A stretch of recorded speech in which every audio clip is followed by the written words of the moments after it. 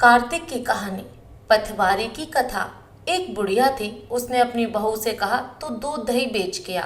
वह बेचने गई तो रास्ते में औरतें पीपल पथवारी सींच रही थीं। उनको सींचता देखकर बहू ने पूछा कि तुम यह क्या कर रही हो।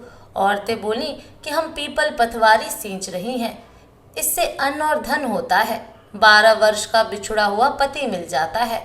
बहू बोली ऐसी बात है तो तुम पानी से सींचती हो तो मैं दूध से सींचूंगी। गुजरी बहू रोजाना दूध दही बेचने नहीं जाती, वह रोजाना दूध को पीपल में और दही पथवारी में सींचती।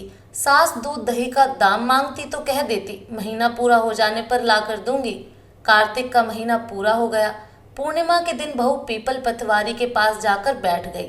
पथवारी ने पूछा तुम मेरे पास क्यों बैठ गई। बहू बोली कि सासू दूध दही का दाम मांगेगी। पीपल पथवारी बोली कि मेरे पास क्या दाम रखा है, ये भरा डिंडा पान पतूरा, इसको ले जा। बहू ने वही ले जाकर कोठरी में रख दिया और डर के मारे कपड़ा ओढ़कर सो गई। सासू बोली पैसे ले आई। बहू बहू बोली कोठरी में रखे हैं। सासू ने कोठरी खोल के देखी तो देखा हीरा मोती जगमगा रहे हैं। सासू बोली बहू इतना धन कहाँ से लाई। बहू ने आकर देखा तो सच्ची में ही धन भरा हुआ है। बहू ने सास को सारी बात बता दी। सास ने कहा अब की कार्तिक में मैं भी पथवारी सींचूंगी। कार्तिक आया, सास दूध दही तो बेच आती, हांडी धोकर पीपल पथवारी में चढ़ा देती। आकर बहू से कहती मेरे से दाम मांग।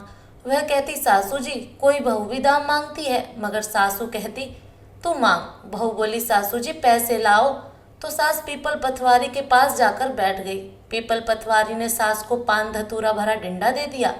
उसने ले जाकर कोठरी में रख दिया। बहू ने खोल कर देखा तो उसमें कीड़े मकोड़े बिलबिला रहे हैं। बहू ने कहा सासू जी यह क्या।